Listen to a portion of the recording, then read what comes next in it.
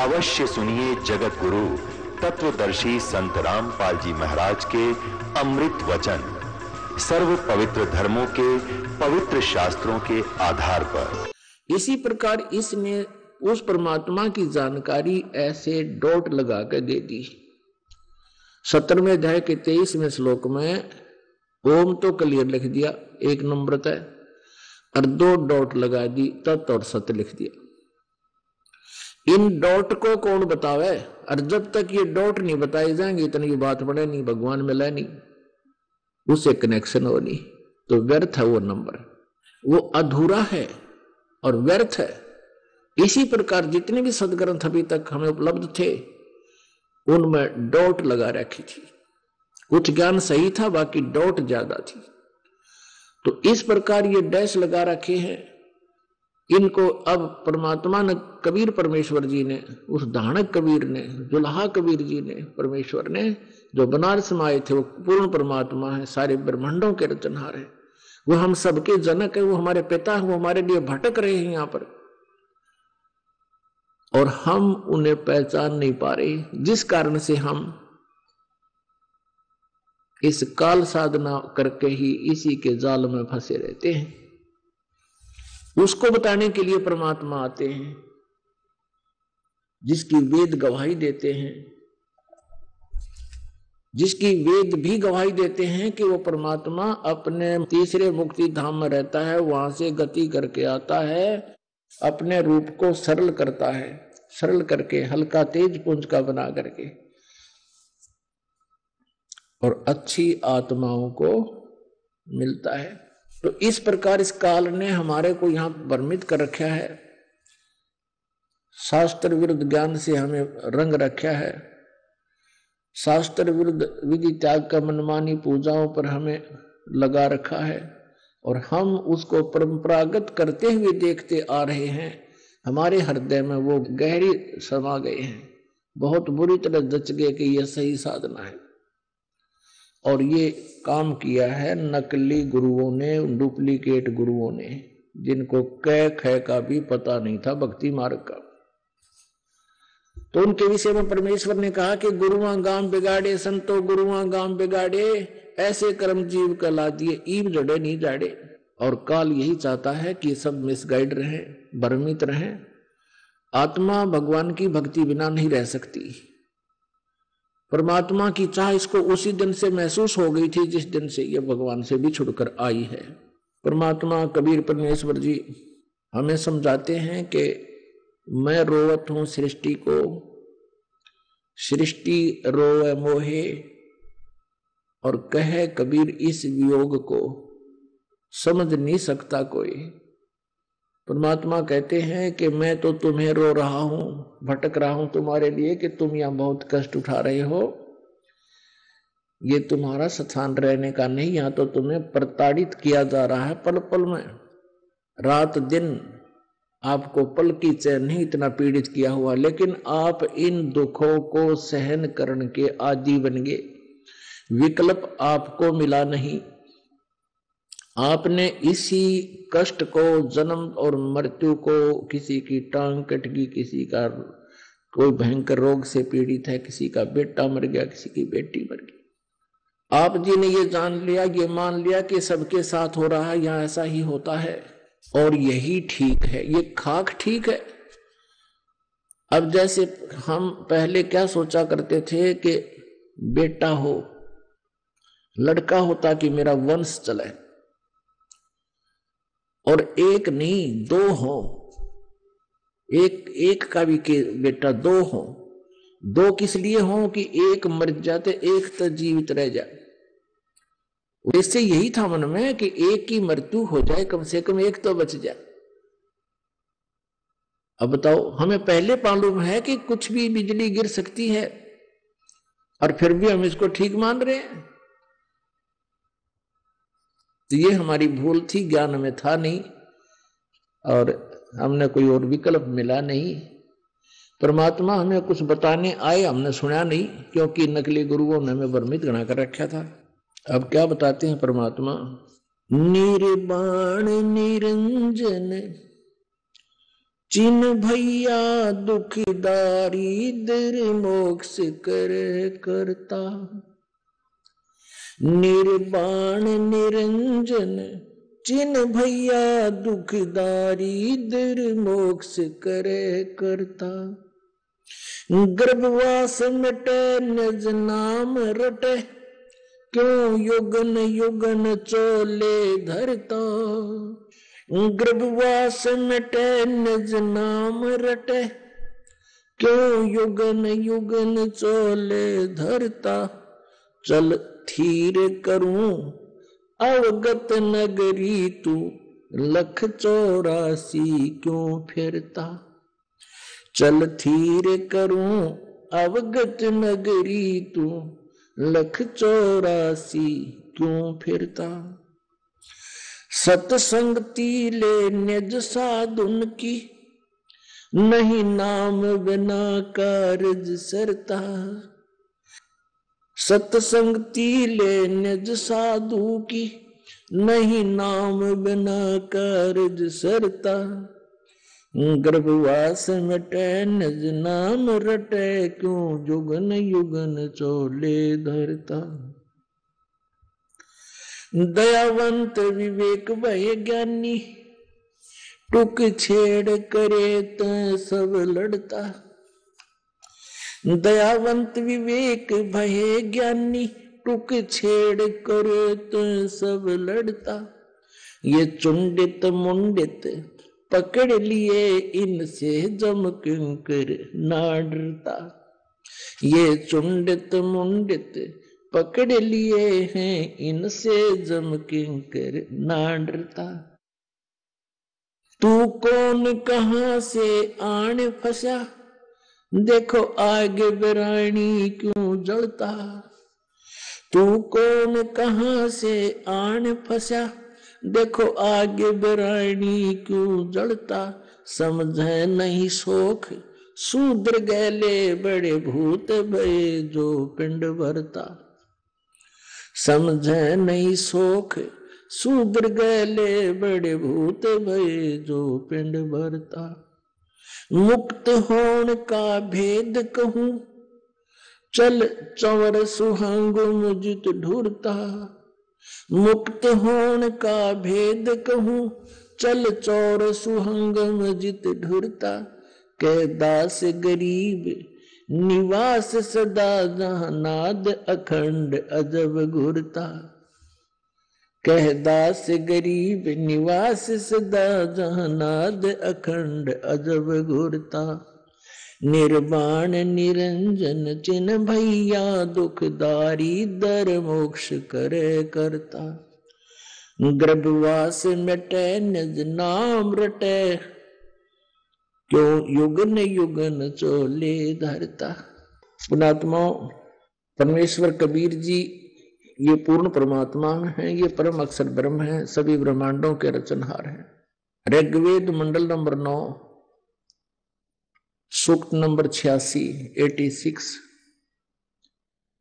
के मंत्र 26 और 27 में ये स्पष्ट किया है कि वो कबीर परमेश्वर अपने रूप को सरल करके अच्छी आत्मा को आकर मिलता है, सतलोक से चलकर आता है और वो हमारे सभी संकटों का मर्दन करता है और वो तीसरे मुक्ति धाम में रहता है, वहां निवास करता है, एक देशीय है और वहां से पूरे ब्रह्मांडों का संचालन करता है। वो परमात्मा राजा की तरह देखने योग्य है, यानी सबका मालिक रूप में, राजा माने मालिक, सबके मालिक रूप में दर्शनीय है, देखने योग्य साकार है। तो वो परमात्मा अपने मुक्ति धाम से सतलोक से चलकर आता है, अमरलोक से, सनातन परम धाम से, और अपनी अच्छी आत्माओं को मिलता है, उनको ज्ञान से परिपूर्ण करता है। फिर वो संत जन भक्त, अच्छी दृढ़ भक्त परमात्मा की महिमा आगे फिर ढोल के डंके पर कहते हैं। वो आंखों देख लेते हैं परमात्मा को जिनको भगवान मिले, जिन अच्छी आत्माओं को परमात्मा मिले हैं, उनमें से अब कलयुग के अंदर जो दास को अनुभव पता है, ज्ञान है, उनमें से कौन कौन है? आदरणीय धर्मदास साहिब जी, जो परमेश्वर कबीर जी के समकालीन थे। आदरणीय नानक साहिब जी, जो सिख धर्म के प्रवर्तक हैं, इनको भी परमात्मा परम अक्षर ब्रह्म व काल मूर्त सतपुरुष मिले। और श्री नानक साहिब जी भी परमेश्वर कबीर जी के दानक कबीर, जुल्हा कबीर, काशी में जब आए थे दाता, उनके समकालीन थे। आदरणीय मलुकदास साहिब जी, आदरणीय दादू साहिब जी, आदरणीय घीसा दास साहिब जी, गांव खेखड़ा, जिला मेरठ में। आदरणीय गरीबदास साहिब जी, गांव छुडानी, जिला झज्जर, हरियाणा में। तो पुण्यात्माओं, थोड़ा सा आपको हिंट देते हैं कि वो परमात्मा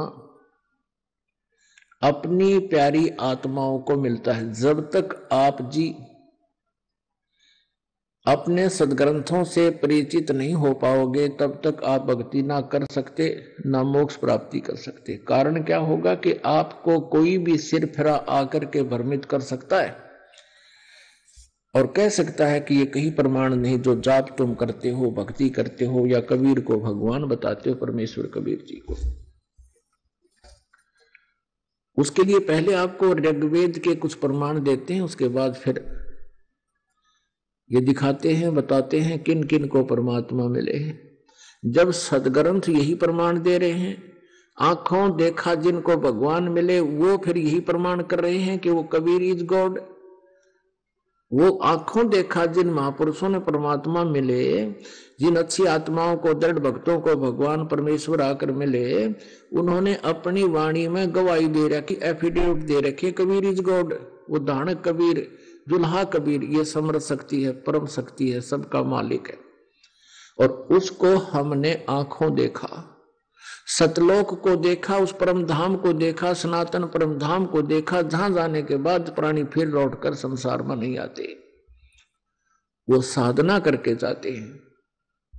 और वेद बता रहे हैं, और फिर आंखों देखा संत बता रहे हैं, तो फिर कौन सी त्रुटि रह जाएगी कि भगवान कबीर भगवान नहीं है? तो आपको दृढ़ हो जाएगा, फिर आप भक्ति करोगे निसंशय होकर। जब तक संशय नहीं जाएगा, तब तक आप भक्ति नहीं कर सकते। कबीर साहब कहते हैं, मां मुंडू उस संत की जिसते संशय ना जावे। कहने का भाव यह है कि इसे संत ने तुरंत त्याग दे, बाढ़ में जावे वो गुरु जिसते शंका का समाधान ना हो। और जिन संतों के पास आप सेट हुए बैठे हो, उनको तो कख का ज्ञान नहीं, आगे आपको कुछ ज्ञान दिया नहीं, तो शंका कहां से हो आपको?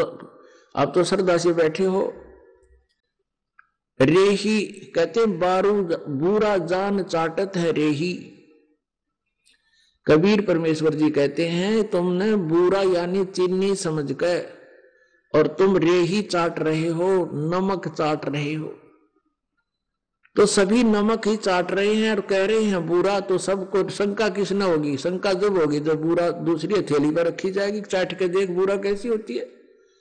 तो अब ये दास दोनों दिखा रहा है, एक हाथ पर बुरा, एक हाथ पर नमक, कि ये तीन संतों का ज्ञान, ये परमात्मा का दिया हुआ ज्ञान और उन महापुरुषों का एफिडेविट, उनके प्रमाण जिनको भगवान मिले, ये बुरा है और ये नमक है जो तुम खा रहे हो, तो बुरा जानकर खा रहे हो। पुण्यात्माओं, ये आध्यात्मिक ज्ञान का नया स्कूल खुला है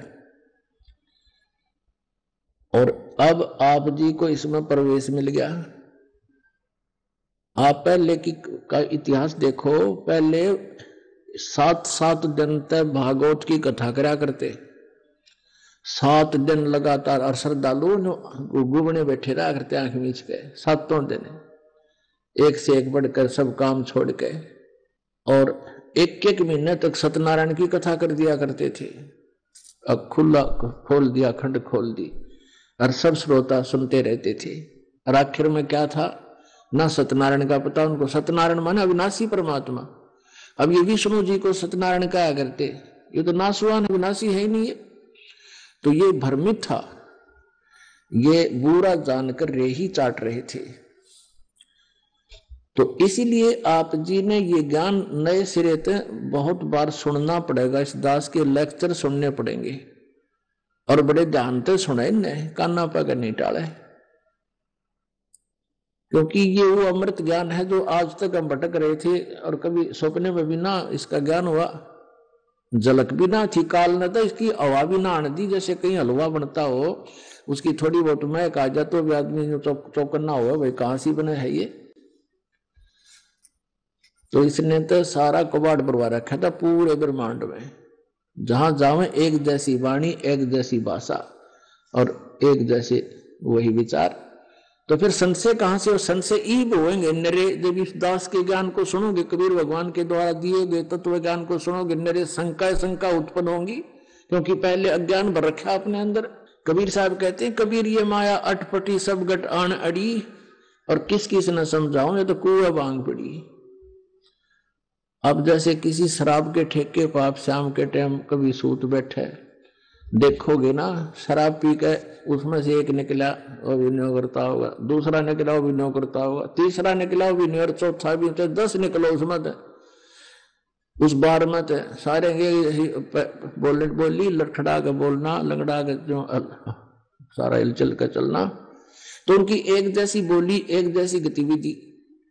तो परमात्मा कहते हैं, इस काल भगवान ने इस अज्ञान रूपी भांग या अज्ञान रूपी भांग पूरे इस 21 ब्रह्मांड के कुएं में बिना तोल मोल का ठोक दी, और इस ज्ञान को, इस भांग को पी कर सारे एक का बोली बोल रहे हैं, एक जैसी क्रियाएं सबकी। अब यह भांग उतारी जाएगी एंटीबायोटिक दवाई देकर, ये एंटीबायोटिक है, ये प्रवचन परमात्मा की अमृतवाणी के, ये आपके अंदर से इस भांग के नशे को उतारेंगे। उसके लिए कैप्सूल आपको खिलाए जा रहे हैं। सदग्रंथ वेदों को आप खुद पढ़ सकते हो, इन मूर्ख बना रखा था हमारे को, इनको कह का भी नहीं पता था वेद क्या बताते हैं। वेद बता रहे हैं परमात्मा साकार है, एक देशीय है, सतलोक अमरलोक में रहता है, तीसरे मुक्ति धाम में रहता है, और ये डंडोरा पीटा करते हैं परमात्मा तो निराकार है, वो देखा नहीं जा सकता, वो तो कण कण में व्यापक है बस। और वेदों का नाम लिया करते, वेदों में ऐसा ही लिखा है, तो हमने सच्चा मान लिया, क्योंकि वो संस्कृत भाषा जानते थे, हम संस्कृत जानते नहीं थे। हमने सोचा इन्होंने अच्छी तरह पढ़ा होगा, ये विद्वान महर्षि हैं और इन्होंने सही ज्ञान दिया होगा। वेद क्या बता रहे हैं, वो बिल्कुल उल्टा बता रहे थे हमारे इसको। अब देखिएगा कि वो परमात्मा कबीर जी सतलोक से चलकर आते हैं, ये ऋग्वेद। अब ये ऋग्वेद है, इसके मंडल 9 को हम पढ़ेंगे, 9-10 मंडल इसमें इकट्ठे ही अनुवाद करके रखे हैं। ये कहां से छपा है, कौन इसका अनुवादक है? सार्वदेशीय कार्य प्रतिनिधि सभा, महर्षि दान भवन, रामलीला मैदान, नई दिल्ली से। और इसमें इन्होंने लिखा है महर्षि दानंद सरस्वती कृत, ये अनुवाद इसके द्वारा इन्होंने लिखा, गलत है ये वैसे, कि महर्षि दानंद ने इसका अनुवाद किया। अब महर्षि दानंद अनुवाद करता है इसका और बैठा देता है, इसमें इतनी भी बात समझ में ना आती है हमारे को, ये किसी और ने किया है। मुद्रक है Prince offset printers, 1510 Pataudi house, Daryaganj, नई दिल्ली से। ये किसने किया है, ये थोड़ा और कंसेप्ट क्लियर कर दें। ये अनुवाद जो है महर्षि दानंद का नहीं है, 9 और 10 मंडल का ऋग्वेद का। ऋग्वेद में 10 मंडल हैं, 1 से 6 का तो महर्षि दानंद ने अनुवाद किया था, फिर इसकी मृत्यु होगी। उसके बाद शेष जो 7, 8, 9, 10 इन 4 मंडलों का किसी और आर्य समाज के ही किसी आचार्य ने किया है, और परमात्मा ने सद्बुद्धि दी उसको, उसने थोड़ा बहुत ठीक कर दिया, तो ताकि आज हम उसको अच्छी तरह समझ सके। ये यदि ये दास इन वेदों का अनुवाद आपको करके दे दे, कोई नहीं पढ़ रहा है। नो कह रामपाल ने संस्कृत ना आती, ऊट पटांग अनुवाद कर दिया। और महर्षि दयानंद तो वेदों के ज्ञाता थे, बड़े विद्वान पुरुष थे, संस्कृत के व्याकरण के सूर्य थे। व्याकरण के तो सूर्य हो सके पर अध्यात्म ज्ञान के तो जीरो थे। वह व्याकरण के था, एक भाषा में व्याकरण किसी जैसे इंग्लिश की ग्रामर अलग है, वो तो इंग्लिश में महर्षि दयानंद फेल था, तो क्या का महर्षि वह फिर वो महर्षि का एक संस्कृत के जानने मात्र से हो जाता है। वेदों के ज्ञान से, तत्व ज्ञान से परिचित व्यक्ति महर्षि होता है, वो परम संत होता है।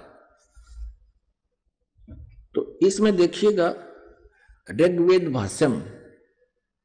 अब इसमें भाष्यकार कौन है? महर्षि दयानंद सरस्वती, मंडल 1 से 6 बस। उसके पास श्रीपाद दामोदर 7 लेकर मंडल ने 7 से 10 तक इसने किए। ये महर्षि दयानंद ने केवल ऋग्वेद मंडल नंबर 1 से 6 तक अनुवाद किया है, और इन्होंने यहां गलत कर रखा है। ये कहां से छपा है ये दिखाता हूं आपको। ये महर्षि दयानंद को तो नाम साथ लेते थे कि इसका नाम तो रोटी खा रहे थे सारे। संपादक हैं दयानंद अर्पण, प्रकाशक है विश्व मानव उत्थान परिषद पंजीकृत। ये है 46/5 सामुदायिक केंद्र पूर्वी कैलाश नई दिल्ली, इतने से यहां से छपा है। इनके मुद्रक हैं ये कंपू डाटा सर्विसेज नई दिल्ली दूरभाष, इतने हैं। अब इसने सही लिखा है, इसका सच्चाई बताई है। अब हम फिर लेते हैं इस आर्य समाज के द्वारा अनुवादित वही ऋग्वेद, जिसमें इन्होंने महर्षि दयानंद का नाम लिख दिया। 9 और 10 मंडल इनके महर्षि दयानंद ने अनुवाद किया, क्योंकि जिस वेद पर महर्षि दयानंद का नाम लिखा हुआ था अनुवादक के रूप में, तो उसको तुरंत खरीद लिया करते थे, और किसी और का नाम ये ऊपर लिख देते तो कोई खरीदता नहीं था, क्योंकि इन्हें तो रोजी रोटी चाहिए थी अपनी। और दयानंद जी को वेदों का क्या अध्यात्म ज्ञान बिल्कुल भी नहीं था, वो तो -0 था। और इसके साथ साथ आपको सारा प्रमाण दे दिया, ब्रह्मा विष्णु महेश और सतयुग के ब्राह्मण और सारे मंडलेश्वरों का जाड़ा दे दिया कबीर भगवान ने। वो कैसे थे?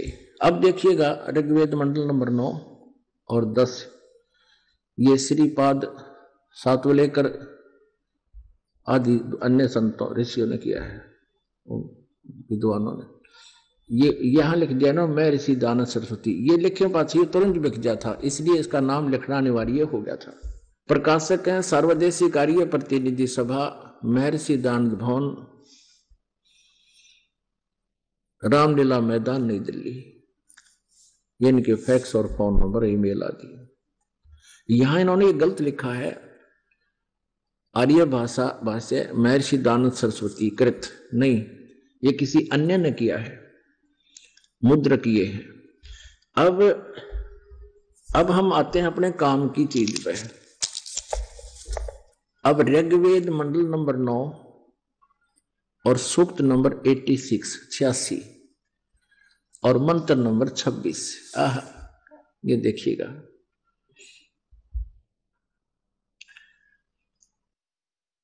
ये तो संस्कृत है, मूल संस्कृत, मूल पाठ समझो इसका।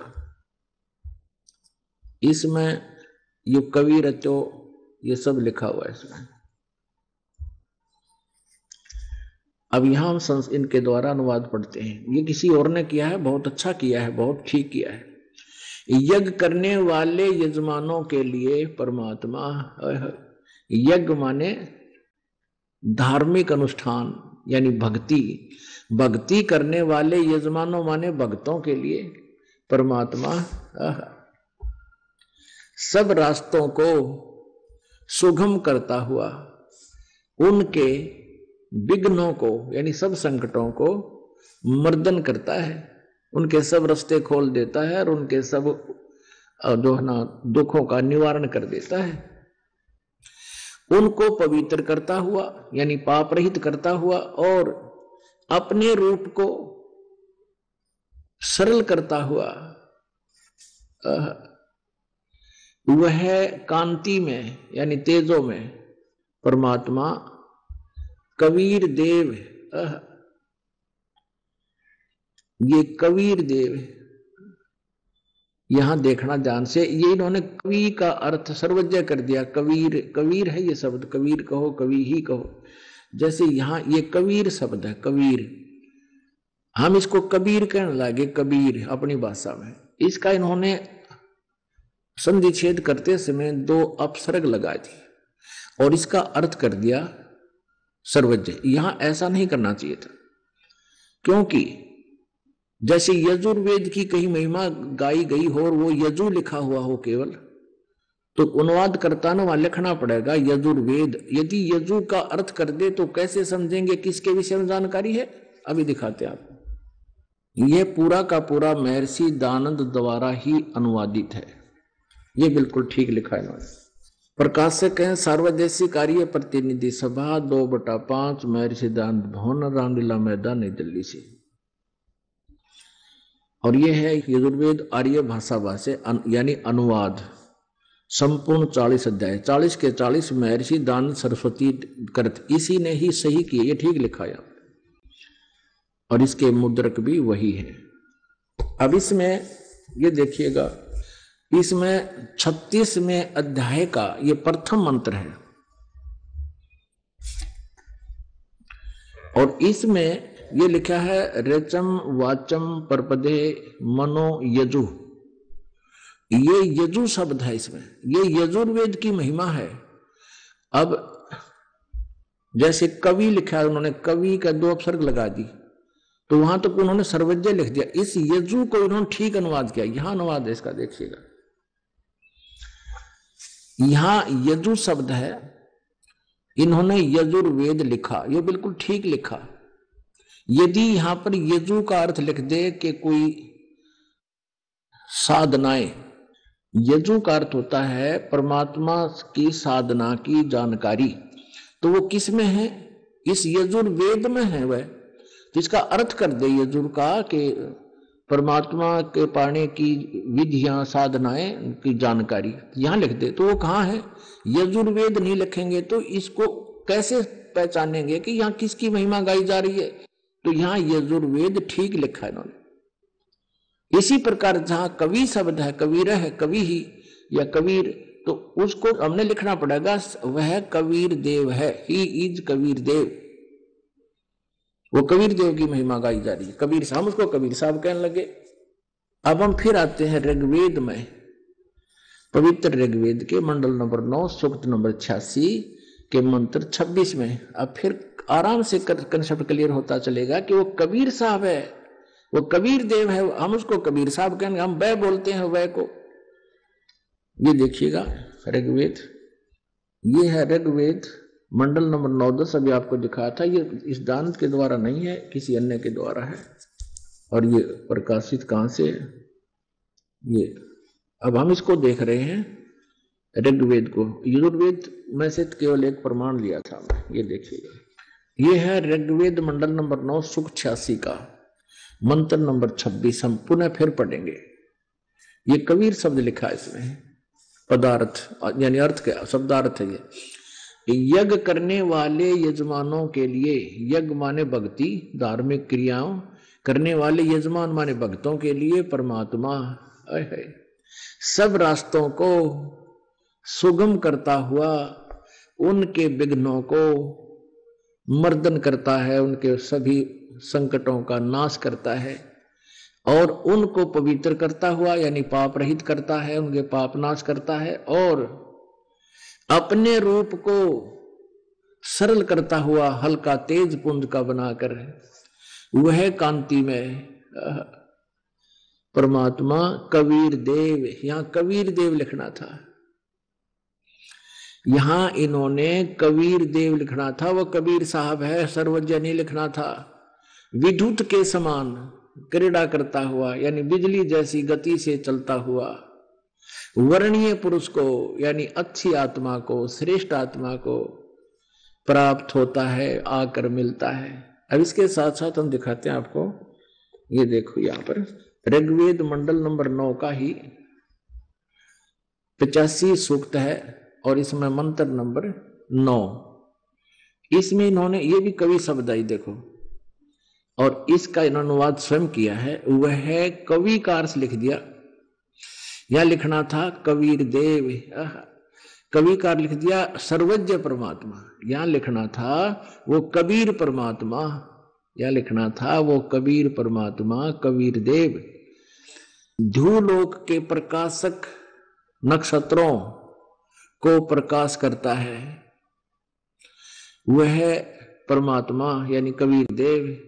विविध पदार्थों का दृष्टा है, बल वाला है यानी शक्तिशाली है, अमितौजा है, ध्रुवलोक को आश्रित करके स्थिर है यानी ध्रुवलोक में रहता है, ध्रुवलोक में रहता है, तीसरे लोक में रहता है। अब हम फिर यहीं आ रहे हैं, हम अब फिर पढ़ेंगे ऋग्वेद मंडल नंबर 9 सूक्त 86 का मंत्र 26 आपने पढ़ लिया। क्रीड़ा करता हुआ अच्छी आत्माओं को श्रेष्ठ व कबीर परमात्मा वर्णीय पुरुष को यानी वर माने श्रेष्ठ अच्छी आत्मा को प्राप्त होता है। और वो उद्देश्य क्या होता है, वो कहाँ रहता है वो परमात्मा? अब 27 में जो परमात्मा प्रकाश पुंज परमात्मा को यानी वो तेजो में शरीर युक्त परमात्मा को बुद्धि वृत्तियां विषय करती हैं। जो परमात्मा ध्रुवलोक के ध्रुव माने तेजो में लोक के तीसरे पृष्ठ पर विराजमान है, वहां रहता है, एक देशीय प्रकाश रूप है। अब आप दिखाते हो परमात्मा कैसा है। ऋग्वेद मंडल नंबर 9 सूक्त नंबर 82 का 1, 2, 3 और यहां पर है ये एक मंत्र। जो सर्वो उत्पादक प्रभु प्रकाश रूप सद्गुणों की वृष्टि करने वाला पापों के हरण करने वाला है, पाप नाशक है। अरे ये क्या पाप नाश हो नहीं सकते, इन कहना पे रहा था दानंद ने वेदों के बारे में। और वो राजा के समान राजेव, यह देखना ये 269 पृष्ठ पे आपने पढ़ा। अब 270 पृष्ठ पे देखते हैं। 270 पृष्ठ पे राजा के समान दर्शनीय है, वो देखने जोगा है, साकार है वो परमात्मा, राजा के मनुष्य के समान है। और वह पृथ्वी आदि लोक लोकांतरों के चारों ओर शब्दमान हो रहा है। वह वर्णीय पुरुष को अच्छी आत्मा को जो दृढ़ भक्त है उसको पवित्र करता हुआ पाप रहित करता है और प्राप्त होता है, उसको मिलता है। कैसे मिलता है? जिस प्रकार विद्युत बिजली आकाशीय बिजली सटे वाले स्थानों को आधार बनाकर प्राप्त होता है, जैसे आकाशीय बिजली गिरती है। पुण्यात्माओं, जैसे आकाश से बिजली गिरती है वो किसी विशेष धातु पर गिरती है। पहले हम छोटे छोटे थे तब हमारी दादी माताएं कहा करती थी कि वर्षा के समय में पहले कांसी धातु थी, कांसी, उसके थाली बेले गिलास वो होया करते थे। तो कहा करते थे कि इनको घर के अंदर रख दो, बाहर ना छोड़ो, कांसी धातु के ऊपर अमूमन बिजली गिर जाती है। उसका उस पे लिंक है, उसका अट्रैक्शन है। तो यहां लिखा है कि वो परमात्मा ऐसे आता है और बिजली जैसी गति से यानी बहुत तेज स्पीड से आता है, तेजी से आता स्पीड से। और उन सढ़े वाली आत्माओं को जैसे बिजली उसी धातु पर ही विशेष गिरती है, अन्य कंकर पत्थर पर नहीं। तो ऐसे वो परमात्मा उन अच्छी आत्माओं को ही आकर मिलता है उस बिजली की तरह, उनको आधार बनाकर आता है, उनको फिर ज्ञान देता है। जो दृढ़ भक्त होते हैं, जो फिर सारा संसार एक तरफ और वो भक्त एक तरफ, वो किसी की नहीं सुनते। जैसे मीराबाई जी थी, परमात्मा मिले उनको फिर बाद में तो अदृढ़ होगी, किसी की नहीं सुनी। ऐसे ही आदरणीय नानक साहिब जी थे, वो हिंदू धर्म में जन्मे थे, गीता जी का पाठ किया करते थे, ब्रजलाल पांडे से गीता पढ़ते थे और सभी देवी देवताओं की पूजा करते थे। तब जब उनको ये ज्ञान हुआ, परमात्मा आकर मिले, सचखंड सतलोक लेकर गए, उसके बाद वापस छोड़ा 3 दिन के बाद। उसके बाद वो इतने दृढ़ हो गए, पूरा हिंदू समाज एक तरफ और नानक साहिब जी एक तरफ। तो ऐसे दृढ़ भक्त, ऐसे गरीबदास जी महाराज को परमात्मा मिले। अभी जो भूमिका दास बना रहा है उसके लिए तैयारी हो रही है कि किन किन महापुरुषों को कैसे मिले, और वो ऐसे मिलते हैं जैसे बिजली आकर के उन्हीं स्थानों पर उसी धातु को ही अट्रैक्ट आधार बना कर आती है। ऐसे परमात्मा उन अच्छी आत्माओं को ही आकर मिलते हैं जो फिर उनकी महिमा को आगे ढोल के डंके पर कहते हैं, किसी की सुनते नहीं। अब आपने देखा, पढ़ लिया ऋग्वेद मंडल नंबर 9 सूक्त नंबर 82 का मंत्र नंबर 1। इसमें यह कंसेप्ट क्लियर हो गया कि वो परमात्मा दर्शनीय है, राजा के समान यानी मनुष्य की तरह साकार है, देखने जोगा है, पाप नाश करता है, और वो अच्छी आत्मा को, दृढ़ भक्त को आकर के मिलता है। वो उद्देश्य क्या रखता है ये देखिए, ऋग्वेद मंडल नंबर 9 और सूक्त नंबर 82। इसका एक तो हमने पढ़ लिया, अब दूसरा हम पढ़ेंगे। हे परमात्मन, उपदेश करने की इच्छा से आप, यानी तत्व ज्ञान देने की इच्छा से आप महापुरुषों को प्राप्त होते हो, महापुरुषों को, अच्छी आत्माओं को मिलते हो।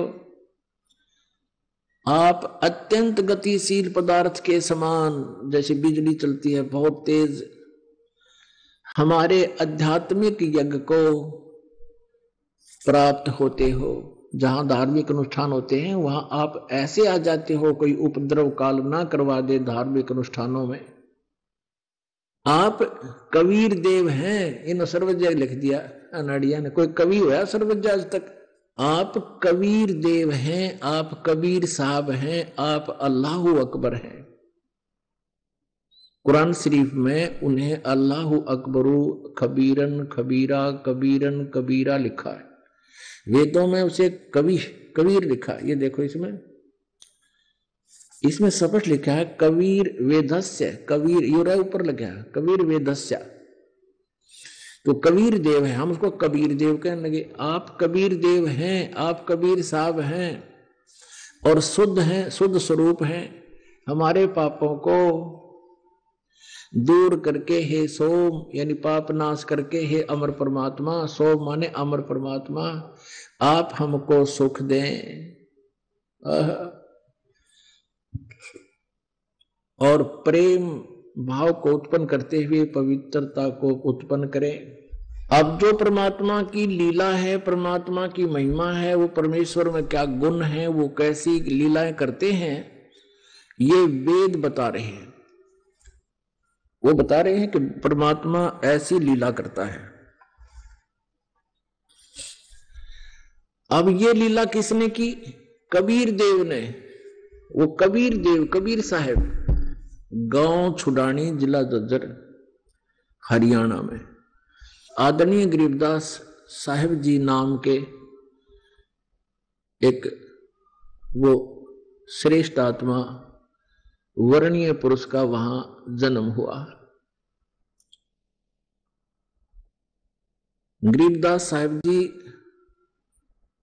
किसान परिवार में, यानी जाट कौम के अंदर उनका जन्म। गरीबदास साहिब जी का मूल गांव जो था करौथा था, गांव करौथा, जहां अपना आश्रम है। उस करौथा गांव के वो मूल निवासी थे और गांव छुडानी में उनके नानके थे। गरीबदास साहिब जी की माता के कोई भाई नहीं था, यानी उनके मामा जी नहीं थे गरीबदास जी के, जिस कारण से गरीबदास जी के पूज्य पिताजी श्री बलराम धनखड़ को वहां घर जमाई रूप में रखा गया था। जमीन बहुत थी, गरीबदास जी के नाना जी के यहाँ जमीन बहुत थी, लगभग 1300-1400 एकड़ जमीन थी। सन 1717 में गरीबदास साहिब जी का जन्म हुआ छुडानी में, अपने नाना के घर पे, क्योंकि वो सब वहीं रहा करते थे। 10 वर्ष के जब हो गए गरीबदास साहिब जी, उस समय वो अपने गौओं के चराने के लिए अपने ही खेतों में, जंगलों में जाया करते थे। 100-150 गायें उनके नाना जी यानी पिताजी रखा करते थे, क्योंकि नाना जी के घर रहते थे उनके पिताजी। और गरीबदास जी 10 वर्ष के बालक थे, वो भी पाली गवाले होकर गौ चराने जाते थे खेतों में, जंगलों में। साथ में और भी बहुत से गवाले होते थे, कोई किराए पर, जैसे कोई नौकर होते थे उनके, कुछ वैसे अन्य गांवों के भी उनके खेतों में पशु चराने के लिए ले जाते थे। तो 10-12 की संख्या में वहां गवाले साथ थे। सन 1727 में फाल्गुन सुदी, फाल्गुन उतरते की यानी द्वादशी के दिन, फाल्गुन उतरते की यानी सुदी द्वादशी को दिन के लगभग 10 बजे, 11 बजे, 12 बजे के आसपास,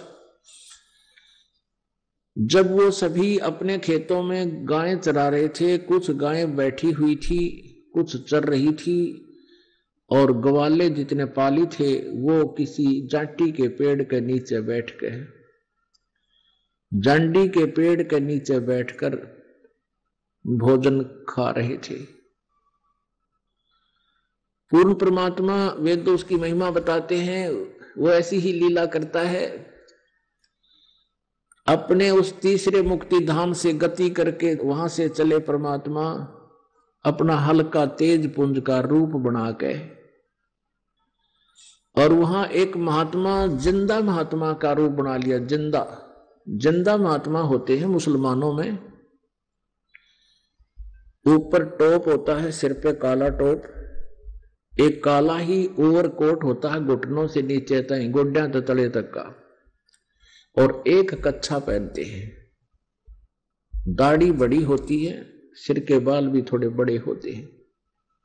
ऐसी वेशभूषा वाले को जिंदा महात्मा बोलते हैं। उस जिंदा महात्मा के रूप में परमात्मा वहां आकर खड़े हो गए, प्रकट हो गए, यूं आते दिखाई दिए थोड़ी सी दूर से। उसमें आतिथ्य सेवा बहुत होती थी, आदर सत्कार बहुत हुआ करता था, बच्चों में अच्छे संस्कार डाले जाते थे। भी कोई भी रास्ते चलता है, अतिथि आ जाता है, उसका सत्कार करना चाहिए, उनको भोजन आहार अवश्य कराना चाहिए, ये महापुण्य होता है। इस आधार से सभी ग्वालों ने कहा कि महाराज जी आ जाओ, रोटी खा लो, भोजन पाओ, प्रसाद करो। परमेश्वर ने कहा भी प्रसाद तो मैं खा के आया हूं अपने गांव से। बच्चों ने पूछा, वहां पाली बड़े भी थे, कोई 50 वर्ष का, कोई 40 वर्ष का, कोई 30-20 वर्ष के। उन्होंने पूछा आपका गांव कौन सा है? परमात्मा ने बताया कि मेरा गांव सतलोक है, सचखंड। उन्होंने पूछा यहां से कितनी दूर होगा? कि 16 शंख कोस। उन्होंने सुना कि 16 कोस पर। तो पालियों ने कहा कि महाराज 16 कोस चलकर आए हो, भूख तो लगी होगी, आहार कर लो। परमात्मा बोले नहीं भाई, छक रहा हूं, भूख नहीं है, मैं खा के आया। तो उन्होंने कहा कि देखो आप आहार नहीं करोगे, भोजन नहीं खाओगे, तो दूध तो पीना ही पड़ेगा, हम दूध अवश्य पिलाएंगे। अब गायें होती थी 150 गायें, जिसमें 50-60 दूध वाली भी होती थी। परमात्मा ने कहा भी ठीक है, दूध पिला दो। कबीर परमेश्वर जी बोले, सतपुरुष जी बोले, परम अक्षर ब्रह्म, कि दूध पिला दो, मैं कंवारी गाय का दूध पिया करूं, कंवारी गाय का दूध पीता हूं। अब वो अन्य जो पाली थे, बड़े समझदार, बड़ी उम्र के, वो कहने लगे महाराज जी फिर आपका दूध पीड़ की नीत को ना, आप तो मजाक करते हो हमारे साथ। कंवारी बछिया, कंवारी गाय दूध कैसे देगी? परमात्मा बोले भाई देख लो, तुमने दूध पिलाना है तो कंवारी गाय का पिया करूं। गरीबदास जी 10 वर्ष के बालक खड़े हुए कि उनकी एक बहुत प्रिय बछिया थी, उस प्रिय बछिया को लाए, पकड़ के गले से रस्सा छोटी सी बांध रखी होती है पट्टा, पकड़ कर लाए और कहा देखो महाराज जी इसके बच्चा तो है नहीं, दूध कहां से देगी, छोटे छोटे थन है इसके, जैसे बच्चे बोला करते हैं। परमेश्वर ने कहा कि तुम्हारे पास कोई पात्र है उसको साफ करो।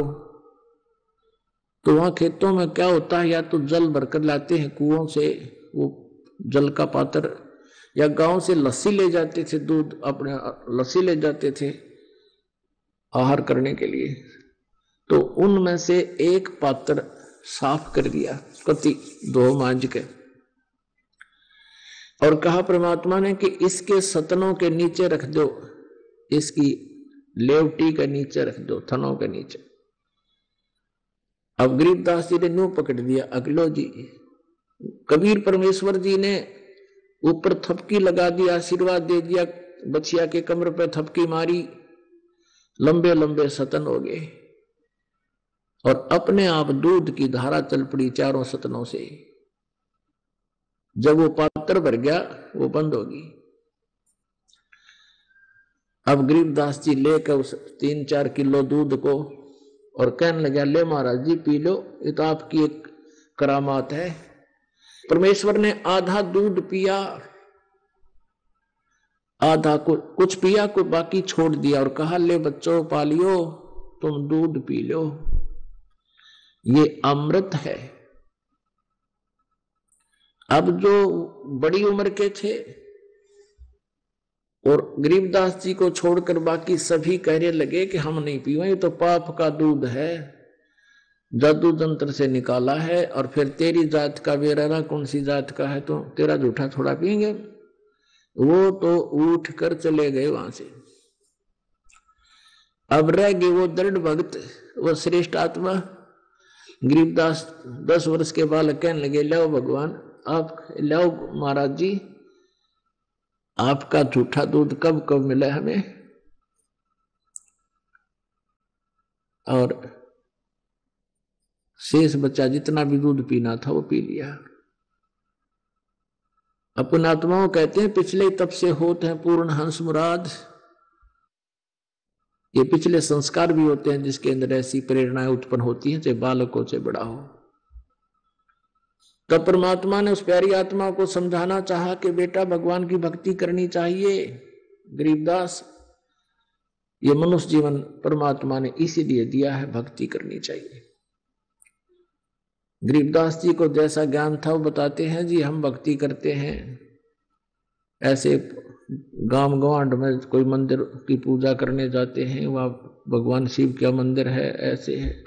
तो परमात्मा ने पूरी डिटेल बताई कि बेटा ये भगत, ये परमात्मा पूज्य नहीं है, इन भगवानों की पूजा करने से तुम्हारा मोक्ष नहीं हो सकता, जन्म और मृत्यु सदा बनी रहेगी।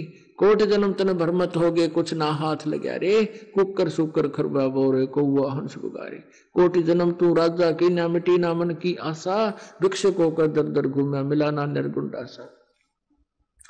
इंद्र कुबेर इसकी पदवी ब्रह्मा वरुण धर्मराया, विष्णु नाथ के पुर को जाकर फिर भी वापस आया। असंग जन्म तन मरता हो गए जीवित क्यों ना मरे रे, 12 मद महल मठ बोरे बहुर ना दे धरे रे। दोजक बस्त सभी ते देखे राजपाट के रसिया, 3 लोक से तरपत नाही ये मन भोगी खसिया। सतगुर मिले तो इच्छा मेटे पद मिल पदे समाना, चल हंसा उस लोक पठाऊं जो आद अमर स्थाना। चार मुक्ति जा चंपी करती माया होरी दासी, दास गरीब अभय पद पर से मिला राम विनाशी। या कबीर साहब ने गरीबदास जी को बताया, कहे कबीर अभय पद पर से मिला राम विनाशी।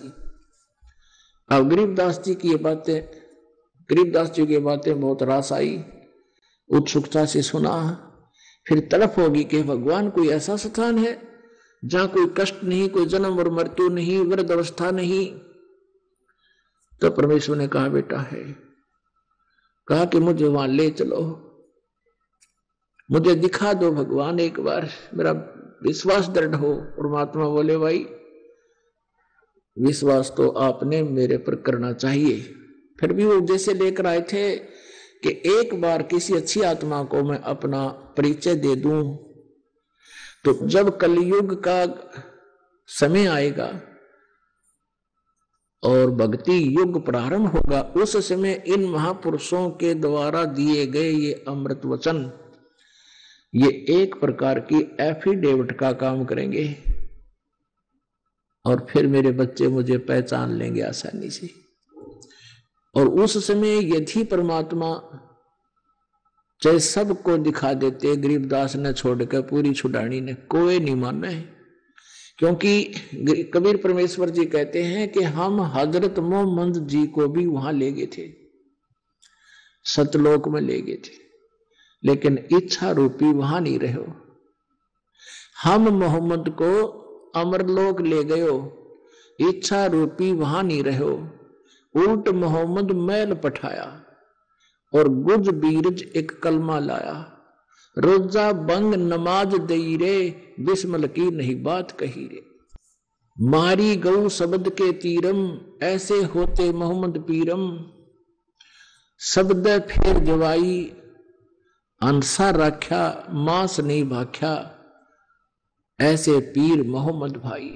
अब क्या बात है कि जैसे हजरत मोहम्मद जी को भी परमात्मा लेकर गए थे, लेकिन उनको यहाँ 1,80,000 के लगभग उनके अनुयायी हो गए, जय बोलनिए। और फिर उन्होंने 10-11 शादी कर ली, उसी दौरान उनमें ममता मोह हो गया, तो कहते इच्छा रूपी वहां नहीं रहे हो, वापस आ गया। वो दृढ़ भक्त नहीं थे। तो यहां बताते हैं कि उन दृढ़ भक्तों को ही आकर मिलते हैं, यदि और सभी को भी वो दिखा देते उस लोक को, वो फिर भी ना टिकते, क्योंकि वो बेटे बेटी गांव की कोठी कार याद आ जाती, तुरंत भाग गए वापस। हम वहीं से ना धक्के खाया करते, वहीं रहा करते, वहां से ऐसे भाग आए हम। तो जब तक ये ज्ञान परिपूर्ण नहीं होगा और साथ में भक्ति का आपके अंदर पूरा डिपॉजिट नहीं होगा धन, तब तक हम वहां जा नहीं सकेंगे। तो इसलिए गरीबदास साहिब जी को परमात्मा सतलोक लेकर गए। गरीबदास जी की आत्मा को, बॉडी तो ये 5 तत्वों से बना हुआ शरीर है, इसका नाम गरीबदास है। जो अंदर आत्मा, जीव आत्मा है, उसके नंबर परमात्मा के पास कोड वर्डों में होते हैं। उस आत्मा को लेकर गए, ये 21 ब्रह्मांड दिखाए। ओहो, 21 ब्रह्मांड दिखाए। ब्रह्मा विष्णु महेश की सतिथि से परिचित करवाया। धर्मराज का लोक दिखाया, जो न्यायाधीश यहाँ का न्याय करता है, सबके लेखा जोखा करता है, कर्माधार पर सबको जैसा जन्म स्वर्ग नरक होता है सबको वो प्रदान करता है। जहां जहां भी परमेश्वर पहुंचे, सभी ने अपनी सीट छोड़ दी, गद्दी छोड़ दी और नतमस्तक हो गए उसके परमेश्वर के सामने। अब इस बात को गरीबदास जी ध्यान से देख रहे हैं कि ये बाबा जी, इसका आगे ब्रह्मा विष्णु महेश भी हाथ जोड़े। आइए अब हम उन श्रद्धालुओं के अनुभव जानते हैं जो जगत गुरु तत्वदर्शी संत रामपाल जी महाराज जी से दीक्षा प्राप्त कर चुके हैं तथा उनके द्वारा बताए गए भक्ति मार्ग पर चल रहे हैं। नमस्कार सर। सर क्या नाम है आपका? सतेंद्र सिंह। सतेंद्र जी, आप कहाँ से हैं? इटावा, उत्तर प्रदेश।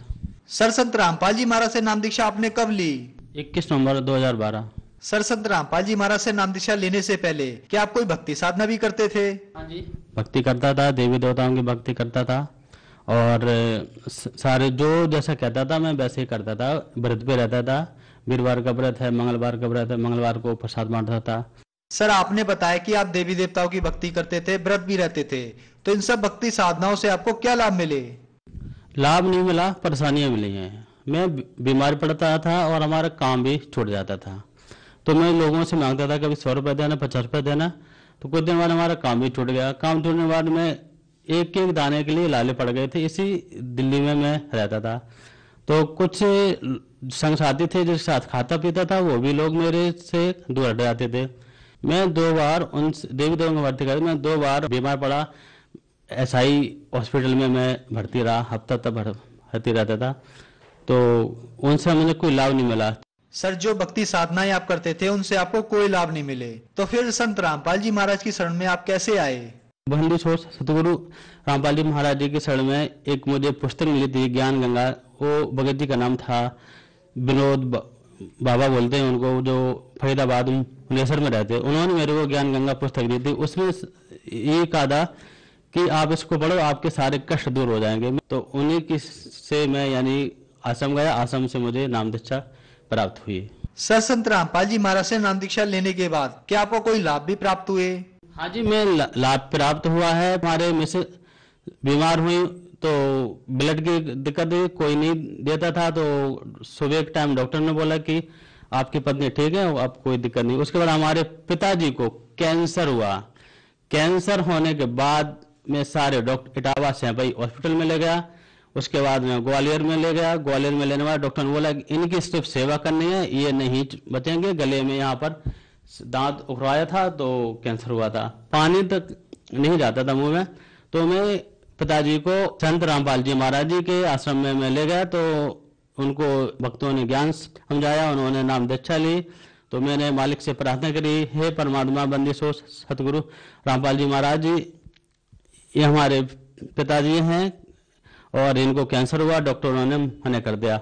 बंदी सोच सतगुरु रामपाल जी महाराज जी ने बोला, डॉक्टरों ने मना किया, परमात्मा ने तो मना नहीं किया। आप ये भक्ति करेंगे तो ठीक हो जाएंगे। आज आप विश्वास नहीं मानोगे, हमारा फोन नंबर लीजिए, आप जाकर के हमारे गांव में जाकर पूछिए और वो बिल्कुल ठीक है, इस टाइम बिल्कुल स्वस्थ है और आप वो ठीक ठाक हैं। और आपको विश्वास नहीं है तो आप हमसे संपर्क करो। और मेरे पास सारी रिपोर्ट रखी हुई है, छोटी से लेकर बड़ी तक रिपोर्ट और सारा कुछ है। आज संत रामपाल जी महाराज जी की कृपा से हमारे पिताजी बिल्कुल स्वस्थ हैं और खूब चल फिरते हैं, आते जाते हैं, कोई दिक्कत नहीं है, कोई परेशानी नहीं है। और मालिक की कृपा से मैं भी बहुत ठीक हूँ। और लाभ, हमारे सबसे बड़ा लाभ हमारे मुझे ज्ञान का हुआ। जो लोग कहते हैं कि हे परमात्मा मेरी रक्षा करो, वास्तव में आज परमात्मा है तो बंदी सोच सतगुरु रामपाल जी महाराज ने पूरे विश्व के अंदर में बंदी सोच सतगुरु रामपाल जी महाराज जी की कृपा से आज मैं जो जिस कंपनी में जॉब कर रहा हूँ, आज मैं उस कंपनी में एक मैनेजर की पोस्ट पे बैठा हूँ। सबसे बड़ा लाभ मुझे ज्ञान का लाभ हुआ है। जो मुझे लाभ हुए हैं ये बंदी सोच सतगुरु रामपाल जी महाराज जी की कृपा से, उनके आशीर्वाद से है। और आज जो हमारी जो पहले परेशानी थी, आज मैं बंदी सोच सतगुरु रामपाल जी महाराज जी की कृपा से मैं बिल्कुल ठीक हूँ और हमारी सारी स्थितियां बिल्कुल ठीक हूँ। हम जैसे जीना चाहते थे हम वैसे जी रहे। सर, आपने बताया कि आप अपने पिताजी को संत रामपाल जी महाराज के पास लेकर आए और उनका कैंसर ठीक हो गया। तो जो लोग आज दुखी हैं किसी न किसी बीमारी से और जो कैंसर के मरीज हैं, उनको आप क्या संदेश देना चाहोगे? उनको संदेश में ये देना चाहता हूँ, अगर किसी को अधिक से अधिक बीमारी है, कोई परेशान है, जिन्होंने डॉक्टरों ने, ओझा ने, मौलवी ने बिल्कुल मना कर दिया हो कि ये ठीक नहीं होंगे, ये अब यानी बिल्कुल खत्म होने वाले हैं, तो आप बंदी सोच सतगुरु रामपाल जी महाराज जी से आप दीक्षा लीजिए और सारे कष्ट दूर हो जाएंगे। जैसे हमारे पिताजी का कैंसर ठीक हुआ, ऐसे ही सबका ही ठीक होगा संत रामपाल जी महाराज जी की कृपा से। सर, संत रामपाल जी महाराज से नाम दीक्षा कैसे ले सकते हैं? संत रामपाल जी महाराज जी से अगर आपको दीक्षा चाहिए तो टीवी में सत्संग आता है, आप उस पे प्लेट पे फोन नंबर लिखे हुए, आप उन फोन नंबर से संपर्क कीजिए। आपको मुफ्त में ज्ञान, मुफ्त में नाम दीक्षा मिलेगी, मुफ्त में सब कुछ मिलेगा, मुफ्त में परमात्मा मिलेगा। आप संत रामपाल जी महाराज जी से दीक्षा लीजिए और अपना कल्याण करवाइए आप। धन्यवाद सर। साहिब।